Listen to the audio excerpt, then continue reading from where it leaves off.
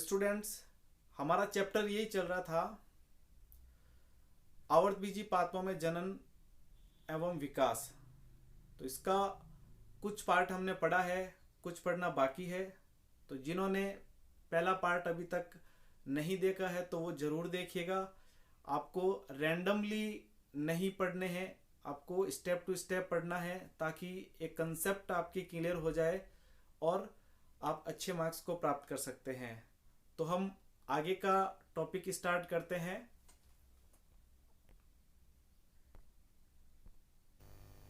तो हमारा टॉपिक चल रहा था कृत्रिम कायिक प्रवर्धन। स्टूडेंट, पार्ट के शुरुआत में मैंने बताया था कि कृत्रिम कायिक प्रवर्धन की आवश्यकता क्यों होती है। यदि किसी पादपों की बड़े पैमाने पर आवश्यकता होती है या उनका वाणिज्य उत्पादन करना होता है तो इस तकनीक का प्रयोग किया जाता है। और यह तकनीक या ये विधियाँ कई प्रकार की होती है, जो प्रमुख रूप से कर्तन, दाब लगाना, रोपण आदि है। और इनके अंदर भी अलग अलग प्रकार की कई विधियाँ हैं, उनके बारे में हम विस्तार से बात करेंगे। सबसे पहले आता है कर्तन। तो कर्तन को बागवानी की भाषा में कलम लगाना भी बोलते हैं। तो हम इसके अलग अलग प्रकार पढ़ते हैं। पहला प्रकार है इसका स्तंभ कर्तन, स्टेम कटिंग। इस विधि में पौधे के तने को छोटे छोटे भागों में काट लिया जाता है और उनको जमीन के अंदर रोपित कर दिया जाता है और इस प्रकार नया पादप बन जाता है। तो देखिए स्टूडेंट, इसमें होता क्या है कि कोई भी पादप का यदि हमें स्टेम कटिंग करनी है तो उसको हम लगभग 20 सेंटीमीटर के आसपास छोटे छोटे टुकड़ों के अंदर काट लेते हैं और काट लेने के बाद में उसको ज़मीन में रोपित कर दिया जाता है। और रोपित करने के बाद में उसके ऊपरी भाग में कलिका प्रस्फुटित हो जाती है और नीचे की तरफ यानी मिट्टी में अपस्थानिक जड़ें विकसित हो जाती है और इस प्रकार नया पादप बन जाता है। देखिए, स्तंभ कर्तन को बहुत सारे ऐसे कारक हैं जो प्रभावित करते हैं कि हमें जो कर्तन लेना है, स्तंभ लेना है, वो कैसा लेना है। तो देखिए, इसमें प्रवर्ध की लंबाई लगभग 20 सेंटीमीटर, मात्र पादप की आयु, तो मात्र पादप की आयु लगभग 1 वर्ष ओल्ड होनी चाहिए। और रोपाई का वातावरण, यानी जो हम स्तंभ कर्तन ले रहे हैं उनके लिए अनुकूल दशा क्या होनी चाहिए, उसका विशेष ध्यान रखना चाहिए और पादप संक्रमित नहीं होना चाहिए। तो स्तंभ कर्तन किन किन की जाती है, इसका उदाहरण है गन्ना है, अंगूर है, गुलाब है, बोगेनविलिया है। इन सब को स्तंभ कर्तन द्वारा विकसित किया जाता है।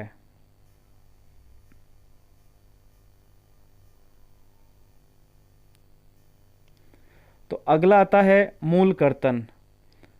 तो स्टूडेंट्स, इस विधि के अंतर्गत मूल यानी जड़ों के छोटे छोटे टुकड़े काटकर उनको जमीन में ऊर्ध्व स्थिति में लगा दिया जाता है ताकि उसके शीर्ष भाग पर अपस्थानिक कलिकाएं विकसित हो सके और इस प्रकार कायिक प्रवर्धन के द्वारा नया पादप तैयार हो जाता है।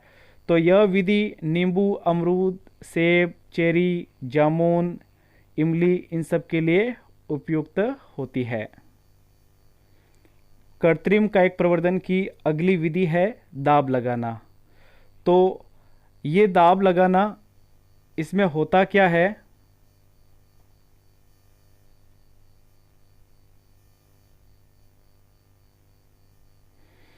इस विधि में स्तंभ अथवा शाखा को मुख्य पादप से बिना अलग किए उसमें अपस्थानिक जड़ों का निर्माण को प्रेरित किया जाता है जिससे नए प्ररोह निकलते हैं। तो स्टूडेंट्स, बहुत सामान्य विधि है। पहले तो हमने जो कर्तन में पढ़ा था, कटिंग में पढ़ा था, उसमें तन्ना है, मूल है, इनके सेक्शन काटकर हम लगाते थे।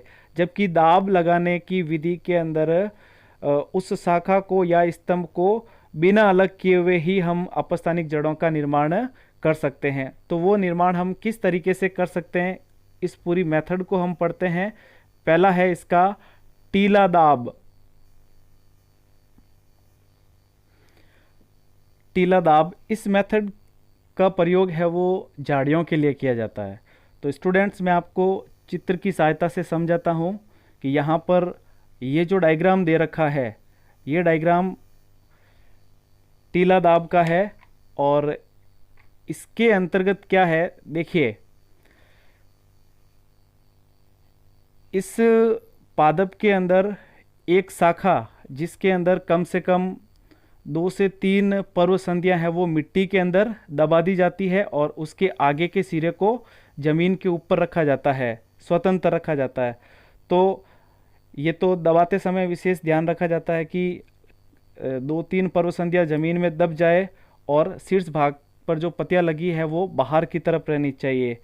तो लगभग 3 से 4 सप्ताह बाद में क्या होगा, जो भाग दबा हुआ होता है वहाँ पर अपस्थानिक जड़ें विकसित हो जाएगी और उसके बाद में इस जड़ युक्त भाग को मिट्टी सहित यहाँ से अलग कर दिया जाता है, अर्थात मात्र पादप से अलग करके मिट्टी में दूसरी जगह पर लगा दिया जाता है। इस प्रकार नया पादप तैयार कर लिया जाता है। तो इसका उदाहरण है चमेली है, मोगरा है आदि।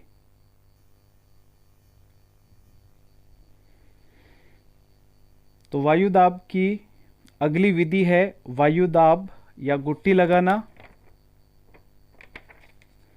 तो स्टूडेंट्स, इस तकनीक का प्रयोग है वो प्राचीन काल से ही बागवानी में किया जा रहा है और यह विधि वृक्षों के लिए काम में ली जाती है, क्योंकि झाड़ियों के अंदर तो शाखाएं जमीन के आसपास फैली हुई होती है, तो वहाँ पर टीलादाब विधि काम में ले ली जाती है, जबकि वृक्षों के अंदर वायुदाब या गुट्टी लगाना मेथड काम में ली जाती है। तो इस विधि में पादप की एक स्वस्थ शाखा का चयन किया जाता है और उनको बाहर की तरफ छीलकर, यानी उसको इस प्रकार छीला जाता है कि एक वलय बन जाती है, यानी इस प्रकार छाल हटा दी जाती है जिससे वलय का निर्माण हो जाता है और उस भाग को मॉस, ब्रायोफाइट्स है या फिर सूखी घास, गीली मिट्टी या गीली रुई से ढक दिया जाता है और उसके बाद में इस भाग को नम बनाए रखने के लिए इस पर एक बर्तन से लगातार पानी आता रहता है। इस ढके हुए भाग को गुट्टी कहा जाता है। जैसा कि डायग्राम के अंदर आपको बताया गया है कि यहाँ पे जो मटके का भाग है ये क्या है, ये ऊपर की तरफ लटका हुआ, नीचे की तरफ गुट्टी बनी हुई है। तो स्टूडेंट्स, बहुत सिंपल है, ये परीक्षा की दृष्टि से भी इम्पोर्टेंट है कि गुट्टी लगाने से क्या तात्पर्य है, तो ऐसा प्रश्न परीक्षा में पूछा जाता है। तो वापस से इसको देखिए कि एक पादप के अंदर स्वस्थ शाखा का चयन किया जाता है और इस शाखा की जो छाल होती है उसको एक वलय के रूप में हटा दिया जाता है और यहाँ पर मॉस ब्रायोफाइट है या सूखी घास है या गीली रुई है या कॉटन है, उससे बांध दिया जाता है और यहाँ पर हल्का मिट्टी का भी लेप कर दिया जाता है और इस प्रकार व्यवस्था की जाती है कि यह भाग गीला रहे। तो इसके लिए ऊपर बर्तन लटका दिया जाता है और इस बर्तन के बीच में एक छेद होता है जिससे पानी रिसकर एक धागे की सहायता से इस गुट्टी तक पहुंच जाता है और यह धागा गुट्टी के ऊपर लपेटा हुआ होता है। तो यहाँ पे बूंद बूंद पानी पहुंचता है। अब देखिए, लगभग 4 से 8 सप्ताह बाद में यहाँ पे जड़ें विकसित हो जाएगी और अब आगे से यहाँ पर काटकर मात्र पादप से अलग कर इसको नई जगह पर रोपित कर दिया जाता है और इस प्रकार एक नए पादप का निर्माण हो जाता है। तो यह विधि वृक्षों के लिए कारगर है जिनकी शाखाएं जमीन के आसपास या जमीन की सतह पर नहीं फैली होती है, उनके लिए बहुत ही काम की है। जैसे अनार है, संतरा है, लीची है, इनके लिए विधि बहुत ही इम्पोर्टेंट है।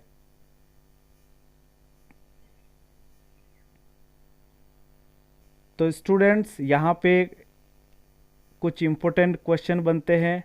जैसे सेक्शन ए के अगर क्वेश्चन बनते हैं तो यहाँ पे एग्जाम्पल पूछा जाता है कि अंगूर, गुलाब, बोगनवेलिया में किस प्रकार का कायिक प्रवर्धन किया जाता है, कृत्रिम कायिक प्रवर्धन किया जाता है, तो वो स्तंभ कर्तन हो जाता है।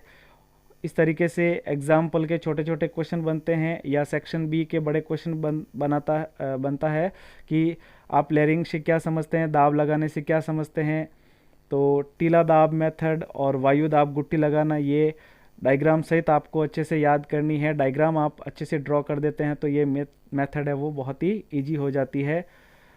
उसके बाद में आता है रोपण। तो रोपण हम अगली क्लास के अंदर इसके बारे में विस्तार से पढ़ेंगे। Thank you.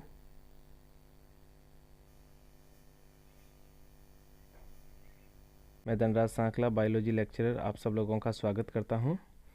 स्टूडेंट्स, हमारा टॉपिक चल रहा था कृत्रिम पादपों में कायिक प्रवर्धन, और कायिक प्रवर्धन का हमने काफ़ी सारा पार्ट पढ़ लिया है, जिसमें पहला पार्ट था कर्तन कटिंग, दूसरा था दाब लगाना, और तीसरा है रोपण।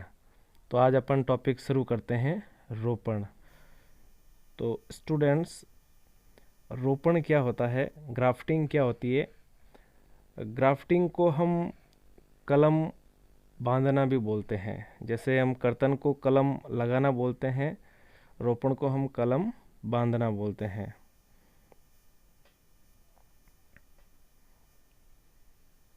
तो क्या होता है रोपण में, देखिए,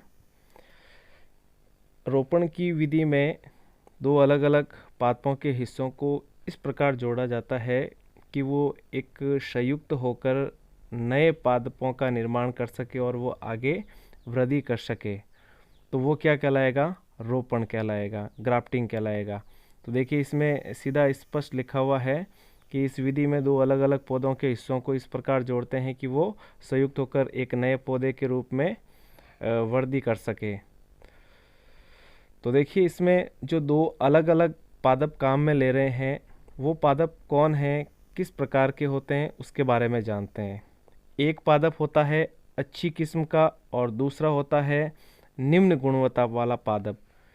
और इसमें मुख्यतया सजातीय पादपों का ही प्रयोग किया जाता है। अब ये सजातीय पादप, जैसे आम की बहुत सारी किस्में हैं, परंतु आम की किस्मों का ही हम प्रयोग कर सकते हैं, अलग पादपों की किस्मों का प्रयोग नहीं कर सकते हैं। तो इसमें दो इम्पोर्टेंट वर्ड आएंगे, कई बार वो परीक्षा में पूछे जाते हैं। वो कौन कौन से हैं स्टूडेंट, देखिए। पहला है कलम, ये बहुत इम्पोर्टेंट वर्ड है, और दूसरा है स्कंद, स्टॉक।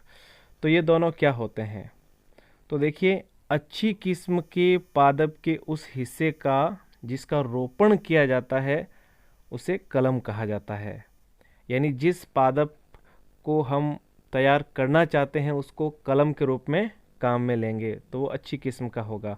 और दूसरा, निम्न गुण वाला स्थानीय पादप, जिस पर कलम लगाई जाती है और नए पौधे का आधार बनाएगा, उसे क्या कहेंगे, स्कंद कहेंगे। अब इनका स्कंद होगा क्या, एक तो स्थानीय पादप होगा, यानी वो अपनी जगह पर ही रहेगा, जबकि हम कलम जो काम में लेंगे वो हम किसी अच्छी गुणवत्ता वाले पादप को तोड़कर और उसकी कलम बनाकर हम उस स्कंद के ऊपर लगा देते हैं। तो ग्राफ्टिंग मेथड में कलम और स्कंद को काटकर या उसके अंदर चीरा लगाकर, अलग अलग प्रकार का चीरा लगता है जिसको अपन आगे अलग अलग वीडियो के अंदर पढ़ेंगे, तो उनको आपस में जोड़ दिया जाता है। और इस प्रकार जोड़ा जाता है ताकि उनका जो ऐदा है, कैम्बियम है, जो सेकेंडरी ग्रोथ करता है, वो एक दूसरे के संपर्क में रहें, ताकि वो सेकेंडरी ग्रोथ करके जल्द ही वो आगे की तरफ वृद्धि करके नए पादप के रूप में विकसित हो सके। तो देखिए, जैसे ही हम कलम और स्कंद दोनों को बांध देते हैं और उसके बाद में इन दोनों की ऐदाएं जुड़ जाती है, कोशिकाएं विभाजन होना प्रारंभ हो जाती है और अब कलम व स्कंद दोनों के सवन ऊतक आपस में संपर्क स्थापित कर लेते हैं। यह विधि आर्थिक रूप से पौधे जैसे गुलाब है, आम है, अमरूद है, नींबू है, सेब है, इन सब में प्रयोग की जाती है, क्योंकि ये बड़े पैमाने पर इनकी आवश्यकता होती है। तो देखिए, जो हम आगे रोपण की प्रमुख विधियां पढ़ने वाले हैं, वो सारी की सारी विधियां बहुत सिंपल है। सिर्फ आपको यही समझना है कि कलम क्या होता है, स्कंद क्या होता है, कलम में किस प्रकार के पादप को लगाना है, स्कंद में कैसे पादप को रखना है, और किस तरीके से सेक्शन को काटकर आपस में जोड़कर कस के बांधना है, और कितने समय बाद में उनके अंदर जो सेल डिवीज़न है वो स्टार्ट हो जाएगा, और उसके बाद में सवन ऊतक आपस में संपर्क स्थापित करके आगे की तरफ नए पादप का निर्माण हो जाएगा और उनसे पैदावार शुरू हो जाएगी। तो हम अब रोपण की प्रमुख विधियां पढ़ते हैं। तो इसका जो पहला वाला भाग है, इंट्रोडक्शन, रोपण क्या है, ये आपको अच्छे से पढ़ लेना है, क्योंकि इसके ऊपर ही डिपेंड करता है रोपण की प्रमुख विधियां। तो देखिए, सबसे पहले विधि कौन सी है, विहिप या जीबी या जीवारोपण। तो इस प्रकार की ग्राफ्टिंग में क्या होता है, देखिए, इसमें स्कंद व कलम समान मोटाई वाले स्तंभ होते हैं, यानी जो स्कंद है उसका तन्ना और कलम का तन्ना है वो समान मोटाई वाले होंगे। अपन कह सकते हैं कि उनका व्यास या त्रिज्या एक जैसी होनी चाहिए। फिर उनके अंदर लगभग 5 से 8 सेंटीमीटर लंबा चीरा लगाया जाता है, और यह ये वी के आकार का चीरा लगाया जाता है। और कलम को भी इस प्रकार चीरा लगाते हैं ताकि वो स्कंद में फिट हो जाए, बाद में इन्हें कसकर बांध दिया जाता है। तो इस स्ट्रक्चर के अंदर आप समझ सकते हैं कि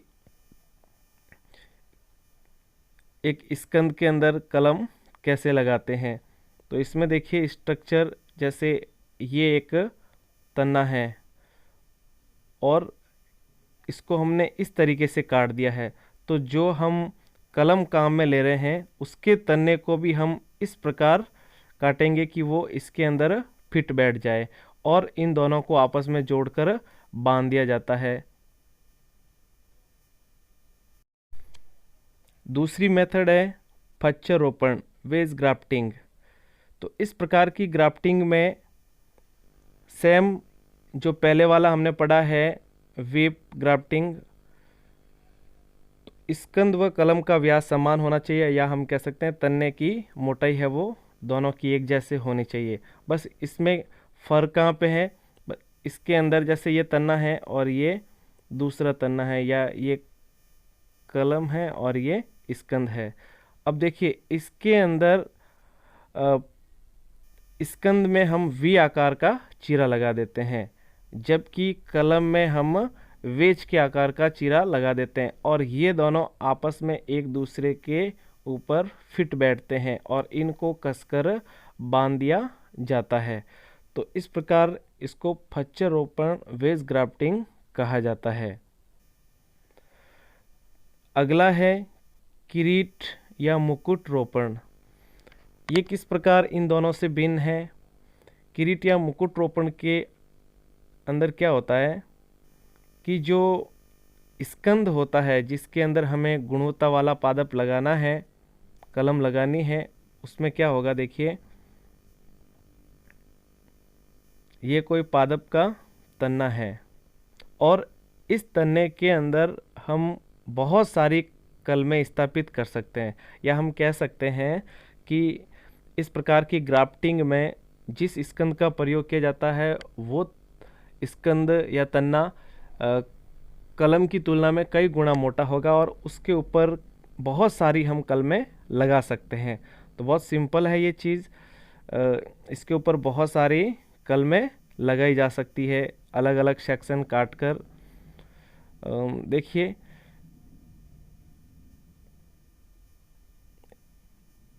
इसमें स्कंद की मोटाई कलम से कई गुना अधिक होती है और इस प्रकार एक स्कंद पर कई कलमें रोपित की जाती हैं। नेक्स्ट देखिए, कली का रोपण, बड ग्राफ्टिंग बोलते हैं, और ये भी बहुत सिंपल मेथड है। इस मेथड के अंतर्गत एक कलिका का रोपण किया जाता है। स्कंद की छाल में टी आकार का चीरा लगाकर उसमें कलिका को रोपित किया जाता है। इसके बाद में इस स्थान को कसकर बांध दिया जाता है। तो इसमें देखिए, जैसे ये क्या है, एक तन्ना है और इस तन्ने के अंदर सबसे पहले तो खड़ा चीरा, फिर 37 डायरेक्शन के अंदर अपन चीरा लगा देते हैं, तो ये टी आकार का चीरा बन जाता है। फिर इसको खोल कर इसके अंदर एक कलिका है वो रोपित कर दी जाती है। अच्छे किस्म, यानी जो अच्छी किस्म की कलिका होगी उसको हम कलम के रूप में काम में ले लेंगे और उसको इस टी आकार के चीरे के बीच में स्थापित करके कसकर बांध देते हैं। तो इसको कलिका रोपण कहा जाता है, जैसा कि आपको स्ट्रक्चर के अंदर एकदम क्लियर दिखाई दे रहा है। तो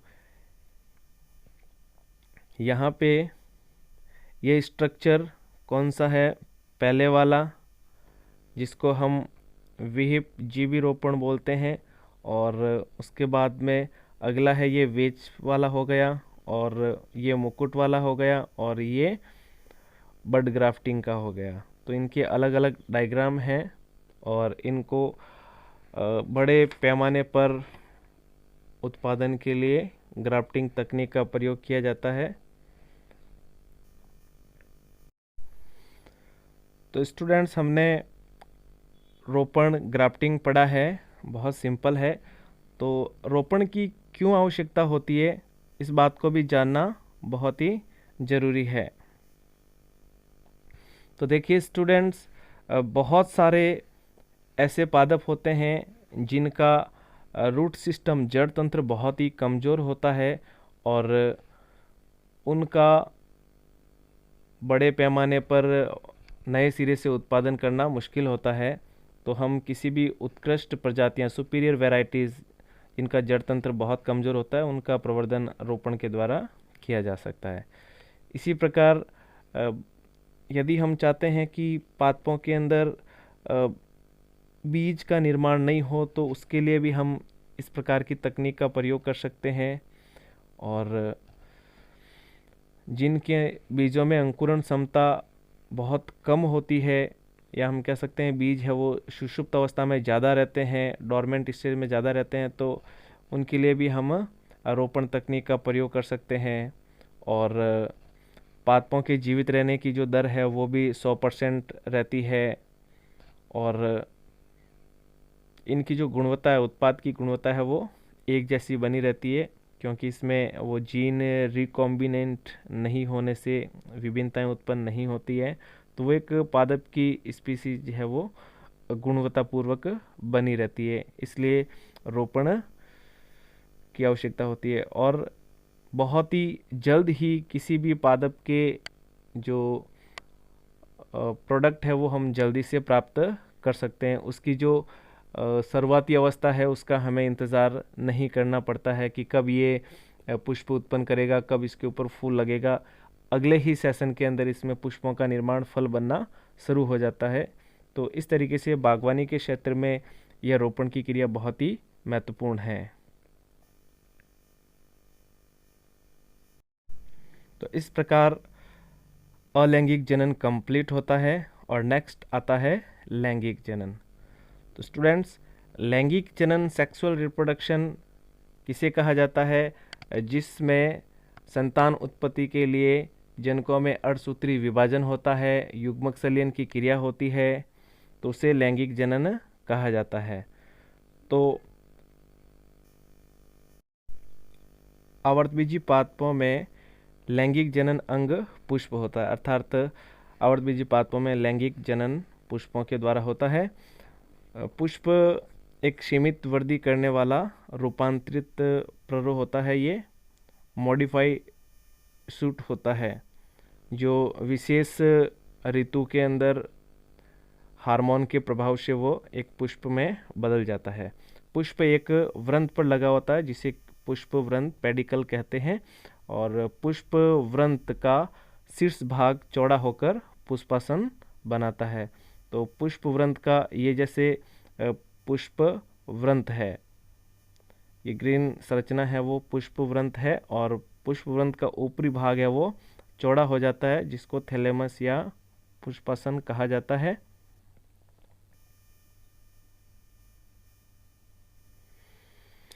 एक पुष्प के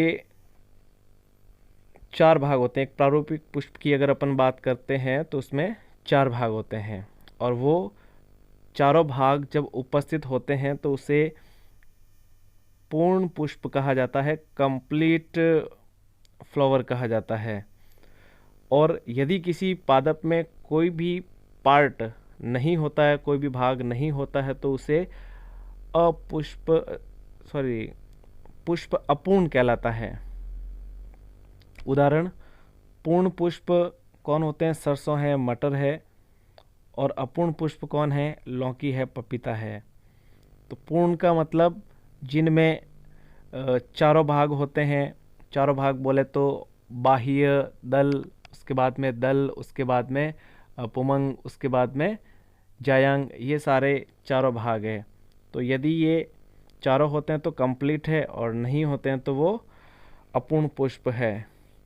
तो लौकी, पपीता ये अपूर्ण पुष्प है, क्योंकि नर और मादा पुष्प दोनों अलग अलग होते हैं, इसलिए अपूर्ण पुष्प की श्रेणी में आते हैं।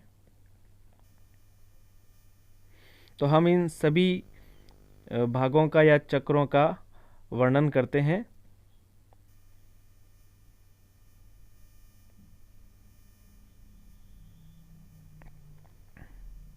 पहला चक्र है बाह्य दलपुंज, दूसरा है दलपुंज, तीसरा है पुमंग, और चौथा है जायांग। इसमें से प्रथम 2 चक्र है वो क्या कहलाते हैं? सहायक चक्र कहलाते हैं, क्योंकि ये युग्मकों का निर्माण नहीं करते हैं, जनन की दृष्टि से ये महत्व नहीं है, इसलिए इनको सहायक चक्र कहा जाता है। जबकि तीसरा और चौथा भाग या चक्र ये जनन चक्र कहलाते हैं, क्योंकि इनके अंदर युग्मकों का निर्माण होता है। तो बाह्य दलपुंज यह पुष्प का सबसे बाहरी चक्र है, और इसका एक भाग या एक सदस्य बाह्य दल कहलाता है, और ये इसकी यूनिट है, बाह्य दलपुंज की यूनिट है। तो ये क्या कार्य करता है? भीतर की तरफ जो 3 चक्र होते हैं उनको प्रोटेक्शन देता है, सुरक्षा प्रदान करता है, प्रकाश संश्लेषण में भाग लेता है, और पोषण प्रदान करने का कार्य करता है। दूसरा चक्र है दलपुंज, और यह पुष्प का रंगीन भाग होता है जो दलों से मिलकर बना होता है। इसके प्रत्येक भाग को, यानी दलपुंज यानी दल का समूह है, तो एक दल को हम इस दलपुंज की इकाई कहेंगे। तो इसका कार्य है, मकरंद ग्रंथियां इनके ऊपर उपस्थित होने के कारण कीट इनकी तरफ आकर्षित होते हैं, फलस्वरूप परागण की क्रिया संपन्न होती है। उसके बाद में तीसरा भाग है जो जनन चक्र का पार्ट है। तो देखिए, पुमंग एंड्रोसियम या दलपुंज के अंदर पुष्प का नर जननांग होता है, और इसकी प्रत्येक इकाई को पुंकेसर कहा जाता है। प्रत्येक पुंकेसर है वो परागकोश, पुतंतु, योजी इनसे मिलकर बना होता है। और परागकोश, पुतंतु, योजी इन सब की संरचना को हम नेक्स्ट चैप्टर में विस्तार से पढ़ेंगे। यहाँ पर सिर्फ आपको स्ट्रक्चर समझना है कि पुष्प में 4 चक्र होते हैं, उन चारों चक्र का नाम क्या है और कौन क्या कार्य करता है। और उसके बाद में लास्ट है जायांग। तो ये सबसे भीतर का चक्र जायांग होगा, और मादा जनन अंग होगा ये, और स्वयं अंडकों से मिलकर यह संरचना बनती है। और जायांग की जो इकाई होती है उसको अंडप कहा जाता है, और यह अंडप वर्तिकाग्र और अंडाशय से मिलकर बनी होती है। तो इन तीनों से ये संरचना मिलकर बनी होती है। तो एक कंप्लीट पुष्प की संरचना हो गई है। बाहर चक्र बाह्य दलपुंज का, फिर भीतर दलपुंज का, फिर दलपुंज के भीतर पुमंग का और फिर पुमंग के भीतर जायंग का। प्रथम 2 चक्र सहायक चक्र कहलाएंगे और भीतर के 2 चक्र जनन चक्र कहलाएंगे, जिनके बारे में हम अगले चैप्टर में विस्तार से पढ़ेंगे। तो आज का टॉपिक और ये पूरा लेसन कंप्लीट होता है। Thank you very much.